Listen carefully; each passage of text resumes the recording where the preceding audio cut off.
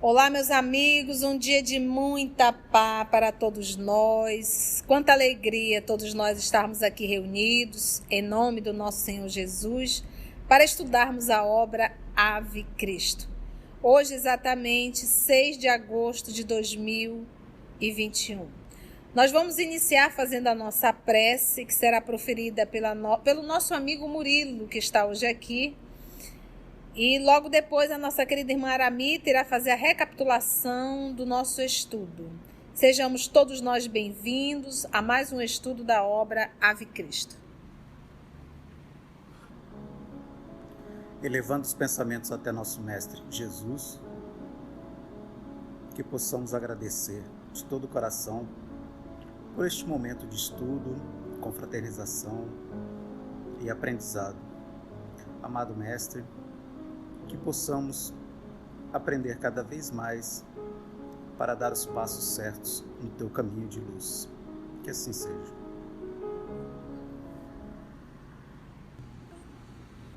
No nosso estudo anterior, Quinto Varro, acompanhado do Lisipo de Alexandria, foi às catacumbas para ouvir a palestra do irmão Corvino, e na volta à casa do Lisipo, o Varro conversa com os dois senhores para pedir conselhos sobre a sua situação com Cíntia Júlia. O irmão Corvino começa perguntando por ele se ele aceitou o cristianismo para ser servo de Jesus ou para Jesus ser servo dele. E ele respondeu que ele quer ser escravo de Jesus, então o irmão Corvino diz para ele exercitar, as lições de Jesus, porque Jesus viveu as suas lições, e diz para ele, a primeira coisa é para ele não julgar, e fala da posição da mulher de uma forma bem moderna, bem para frente do tempo, que a mulher sempre foi considerada escrava, sempre foi considerada de segunda ordem, e ele está exortando o Quinto Varro a não fazer isso. Estamos nessa parte. Então, lembrando que nós estamos aí no finalzinho do capítulo 2, intitulado Corações em Luta. Quanta luta o nosso irmão Varro está passando. Vamos lá então, vamos aprender aqui com Corvino. Afinal de contas, as lições de Varro calam também profundamente em nós. Que Jesus nos inspire. E fixando significativamente os dois ouvintes, acentuou: o cristianismo, para redimir as criaturas, exige uma vanguarda de espíritos decididos a executar-lhe o plano de ação. Ponderou o jovem romano, algo tímido. No entanto, poderemos negar que Cíntia esteja em erro? Meu filho, quem ateia fogo ao campo da própria vida, de certo, seguirá sobre as chamas do incêndio. Compadece-te dos transviados.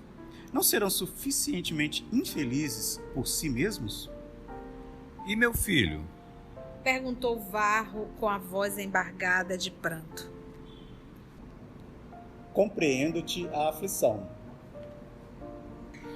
Essa fala aqui do nosso querido Corvino, porque a gente até entende a dor do Varro. Ele, ao chegar em casa, pegou a sua esposa em conversa íntima no seu quarto com o primo dela, que nós vamos deduzir aí mais de 20 anos mais velha que ela, e que também é o chefe do senhor Varro. E ali ele ouviu as declarações de amor da parte do Opílio e simplesmente como deveriam agir para ficarem com o filho e dar um fim realmente em Varro. Ele realmente tenta envolver a Cíntia, ele tenta envolver principalmente pelo lado financeiro. O que Varro tem para te dar? É um cristão, todos esses cristãos são extremamente fanáticos. É isso que você quer para sua vida? Então ele foi ali envolvendo realmente. E ela se preocupa não só com ele, como também se preocupou com o próprio filho. E ele mostra assim um futuro para o filho dela maravilhoso. Então imagina o Varro tendo que ouvir tudo isso. E detalhe, inclusive a casa que eles moram foi dado pelo Opílio. Então ele está literalmente nas mãos do Opílio. Ele mora na casa do Opílio. Ele trabalha com o Opílio. E aí, vai fazer o quê? Vai viver de quê? O Sr. Corvino dá essa resposta. O cristianismo, para redimir as criaturas... Redimir é o quê, gente? Eu posso dizer redimir, consertar, reparar, corrigir. Sim. Tá? Então, o cristianismo, para corrigir as criaturas, exige uma vanguarda. O que é vanguarda, gente? É o que está à frente ou atrás? Linha de frente. Exige uma vanguarda, uma linha de frente de espíritos decididos, porque eles são a vanguarda. Nós estamos ainda aqui no praticamente o 2º século do cristianismo. Então, o cristianismo, para redimir as criaturas, exige uma vanguarda, ou seja, essa linha de frente de espíritos decididos. Decididos ao quê? A executar-lhe o plano de ação, ou seja, esses espíritos de vanguarda, eles devem colocar em prática, viver o cristianismo. E ele está dizendo, Varro, tu está tendo a oportunidade de viver o cristianismo. Perdoando. E perdoar é o quê? Não revidar. A gente, eu não sei aonde, em que momento da nossa encarnação, que nós vinculamos perdão em permanecer abraçando, beijando como se nada tivesse acontecido. Isso daí é abestalhamento. Perdão é não revidar. Perdão é não deseja o mal. Perdão é não te alegra com o mal que possa acontecer com aquela pessoa. Então aqui o perdão é não revide, não vá desforra. Para redimir as criaturas exige uma vanguarda de espíritos decididos a executar-lhe o plano de ação. E aí vem o Varro e a gente entende, de poxa, mas no entanto, poderemos negar que Cíntia esteja em erro? Eu não tenho que chegar lá e tomar uma satisfação? Tem como eu negar? Ela está errada. Varro está com toda a razão? Tá. Ela está errada? Está. Ela está traindo a relação, a posição de mãe? Está. E quantas vezes nós realmente não estamos na posição do Varro? A gente está coberto de razão. E aí? Você está coberto de razão. E aí? Quem ateia fogo ao campo da própria vida, porque olha só, ele sair calado, não tem incêndio. Se ele fizer barulho, vai ter incêndio. Ele pode, inclusive, ocasionar a própria morte. Porque se o Opílio mandou matar a esposa para ficar com a Cíntia, não vai ter dificuldade nenhuma de mandar matar Varro. Por isso que ele diz, quem ateia fogo ao campo da própria vida, de certo, quantas vezes nós não complicamos a nossa encarnação? Bastava o Opílio denunciá-lo como cristão. Pronto, tá aí. Aramita aqui está lembrando, bastava ele ser denunciado como cristão. Então, aqui está dizendo, tira por menos, segue tua vida. Vai querer ir lá tomar satisfação? Quantas vezes a gente tem casais nessa situação, a mulher descobre que o fofo, vou aqui, para dar uma relaxada, eu vou chamar fofo e fofa, tá? O fofo é o esposo, a fofa a esposa. A fofa descobre que o fofo está com uma amante, coisa raríssima aqui no Brasil. Uma fofolete. uma fofolete. A amante é a fofolete, a Mita me lembrou. A fofa descobre tudo, espera o fofo chegar. Quando o fofo chega, ela faz um escândalo, puxa a faca, joga as coisas no chão, rasga a roupa dele, rebola não sei por onde, pega o carro e vai desesperada para a casa da fofolete, vai, arranca os cabelos da fofolete, não satisfeita, mata a fofolete.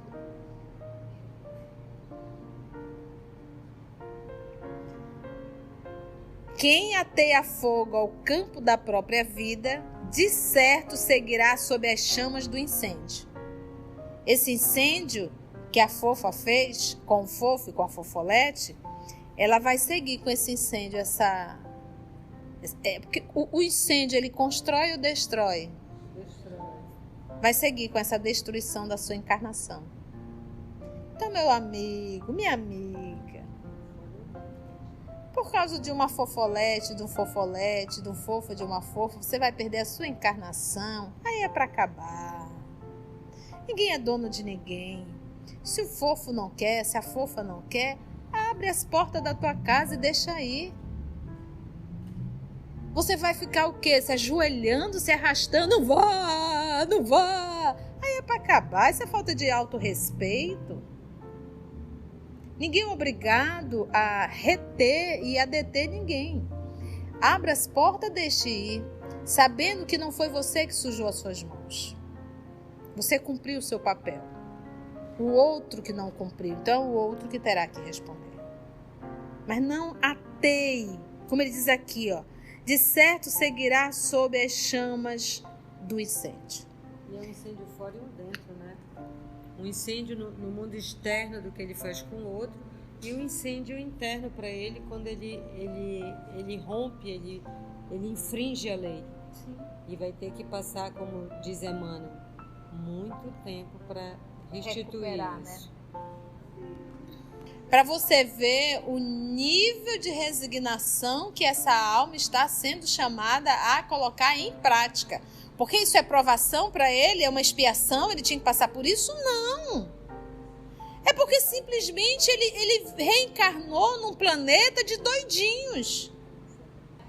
É mais fácil nós acharmos uma Cíntia Júlia ou uma Lívia? Uma Cíntia Júlia. É mais fácil nós acharmos um Quinto Varro ou um Plínio? Plínio. O Plínio é lá do Obra 2000 anos. Eu estou fazendo aqui. Ou o Opílio, falar aqui o Opílio. É mais fácil nós encontrarmos aí milhões e trilhões de Opílios e de Cíntias Júlias. Então, quando você reencarna num planeta de muitos Opílios e de muitas Cíntias Júlias, você vai querer o quê? Encontrar uma Madre Teresa? Então, quem realmente entra nessa chuva é para se molhar. E vale ressaltar que não estava programada a reencarnação de Quinto Varro. Ele estava muito bem no mundo espiritual, servindo de apoio, mas o apego enorme, eu achei assim, até uma idolatria realmente, em relação ao Tassiano, está proporcionando isso aqui para ele.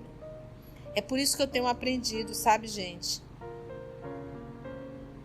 Usa assim, ó, Papai do céu, seja feita a tua vontade assim na terra como no céu. Estou com o Senhor e não abro. Não faça pedido, diga assim, papai, o que o Senhor quer que eu faça? Porque eu não vou, porque eu sei que o que o Senhor quer que eu faça é o melhor para o meu progresso espiritual. Então, gente, fica aqui a dica, hashtag. Quem ateia fogo ao campo da própria vida, de certo seguirá sob as chamas do incêndio. Compadece-te dos transviados. Então, ao invés de você atear fogo, compadece-te. Compadece-te da Cíntia. Por que compadece? Porque ela vai ter que resgatar essa encrenca que ela está arrumando. Não serão suficientemente infelizes por si mesmos? Não serão? O futuro deles é o quê? De infelicidade. Perguntou Varro então com a voz embargada. E meu filho, né? E agora, e meu filho? E o nosso Corvino respondeu: compreendo-te a aflição. E, vagueando o olhar lúcido pela sala estreita, Corvino pareceu mostrar um fragmento do próprio coração, acrescentando. É como se ele dissesse assim: e meu filho? Corvino diz: compreendo-te a aflição. Como diz, eu já passei por isso. E agora eu vou falar, como ele diz aqui, eu vou mostrar, ele, e vagueando o olhar lúcido pela sala estreita, Corvino pareceu mostrar um fragmento do próprio coração. Então, agora eu vou te contar uma história da minha alma, porque essa tua dor eu já vivi. Vamos ouvir então aí a história do senhor Corvino. Em outro tempo, bebi no mesmo cálice. Afastar-me dos filhinhos foi para mim a visitação de terrível angústia. Peregrinei dilacerado, como folha relegada ao remoinho do vento. Mas acabei percebendo que os filhos são de Deus, antes de pousarem docemente em nossas mãos. Entendo-te o infortúnio. Morrer 1000 vezes sob qualquer gênero de tortura é padecimento menor que esse da separação de uma flor viva que desejaríamos reter ao tronco do nosso destino. Entretanto, comentou o Patrício amargurado, não seria justo defender um inocente, reclamando para nós o direito de protegê-lo e educá-lo? Quem te ouviria, contudo, a voz, quando uma insignificante ordem imperial poderá sufocar-te os gritos? E além do mais, se estamos interessados em servir ao Cristo, como impor a outrem o fel que a luta nos constrange a sorver? A esposa poderá não ter sido generosa para com teu coração, mas provavelmente será abnegada mãe do pequenino. Não será, pois, aconselhável aguardar as determinações do Altíssimo na graça do tempo? Então, aí mais uma vez a gente percebe o movimento de resignação. Um movimento de renúncia total. Quem te ouviria, contudo, a voz, quando uma insignificante ordem imperial poderá sufocar-te os gritos? Por quê? O Opílio é o segundo homem do imperador. Basta ele piscar os olhos, pronto, acabou o Varro. Gente, nessa época era assim, hoje não é mais não. Me engana, né? Ainda é. Mas na época muito mais.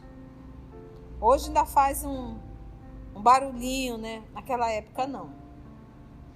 E quem era Quinto Varro? Um funcionário.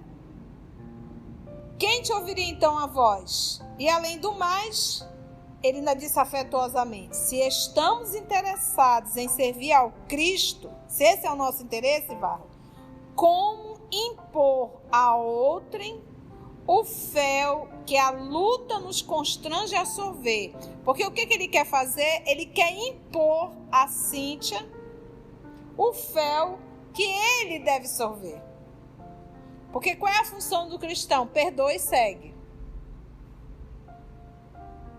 O fel é meu. O fel é do Varro. A esposa poderá não ter sido generosa para com teu coração, mas provavelmente será abnegada a mãe do pequenino. O fato dela não ter sido uma esposa fiel não quer dizer que ela será uma mãe perversa. Não será, pois, isso aqui é para grifar, gente, mais aconselhável aguardar as determinações do Altíssimo. O nome disso é resignação.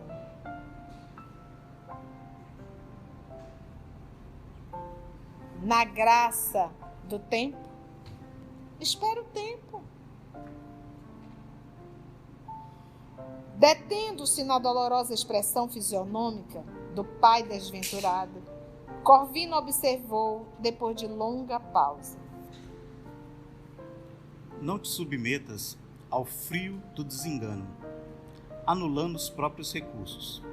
A dor pode ser comparada à volumosa corrente de um rio, suscetível de conduzir-nos à felicidade da terra firme ou de afogar-nos quando não sabemos sobrenadar.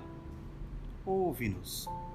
O Evangelho não é apenas um trilho de acesso ao júbilo celestial depois da morte. É uma luz para a nossa existência neste mesmo mundo, que devemos transformar em reino de Deus. Não te recordas da visita de Nicodemos ao Divino Mestre, quando o Senhor asseverou convincente: importa renascer de novo? Ante o sinal afirmativo de Quinto Varro, o ancião continuou. Também sofri muito quando, ainda jovem, me decidi ao trabalho da fé. Repudiado por todos, fui compelido a distanciar-me das Gálias, onde nasci, demorando-me por 10 anos consecutivos em Alexandria, onde renovei os meus conhecimentos. A igreja de lá permanece aberta às mais amplas considerações em torno do destino e do ser. As ideias de Pitágoras são ali mantidas em um grande centro de estudos, com real proveito, e, depois de ouvir atenciosamente padres ilustres e adeptos mais esclarecidos, convenci-me de que renascemos muitas vezes na terra. O corpo é passageira vestidura de nossa alma que nunca morre. O túmulo é ressurreição.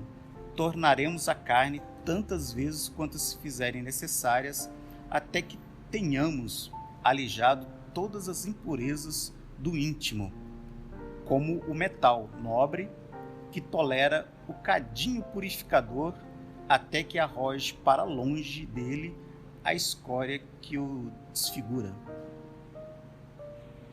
Vamos aqui então fazer um comentário dessa fala do Corvino, que é muito rica, né? A gente olha assim e falta só um pouquinho para acabar, mas esse pouquinho é um monte. Porque são muitos comentários, né? Vem aqui comigo, olha, ele diz: também sofri muito quando ainda jovem, me decidi ao trabalho da fé, repudiado por todos. Imagina ser cristão naquela época. Repudiado por todos. Fui obrigada a distanciar-me das Gálias, ali a França, né, hoje França, onde nasci, demorando-me por 10 anos consecutivos em Alexandria, onde renovei os meus conhecimentos. Ele diz: a igreja de lá permanece aberta às mais amplas considerações em torno do destino e do ser. Filosofia pura, né, gente? As ideias de Pitágoras, e aí vamos aqui, olha, Pitágoras nasceu em 582 a.C., veio a retornar à pátria em 496 a.C. Foi um matemático e filósofo grego, Pitágoras. São ali mantidas, então as ideias de Pitágoras são ali mantidas num grande centro de estudos com real proveito e, depois de ouvir atenciosamente padres ilustres e adeptos mais esclarecedores, padres, gente, aí. Vem do latim pater, que quer dizer pai. Então os pais, os mais antigos da igreja, dessa igreja de Alexandria.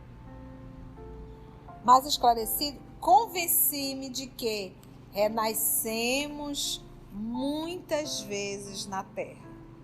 Então você vê aqui a reencarnação sendo estudada pelos cristãos. E como ele diz aqui, como ele estudou em Alexandria, ele mergulhou ali nas ideias de Pitágoras. O corpo é passageira vestidura de nossa alma que nunca morre. O túmulo é a ressurreição. A ressurreição de quem? Porque, na verdade, é o retorno. É da alma. É a alma ressurgindo novamente, porque quando a gente mergulha na carne, a gente se limita a uma personalidade que somos. Tornaremos a carne tantas vezes quanto se fizerem necessárias, até que tenhamos alijado. O que é alijado, gente? Retirado todas as impurezas do íntimo. Como um metal nobre que tolera o cadinho purificador, até que arroje para longe dele a escória que o desfigura. Corvino fez ligeiro intervalo, como a dar oportunidade à reflexão dos ouvintes, e prosseguiu. Cenas do próximo capítulo. Queridos amigos, agradecemos então a Deus, nosso Pai, e a espiritualidade amiga por mais essa oportunidade que nos foi dada de estudo e de reflexão. Que Deus possa nos abençoar a todos.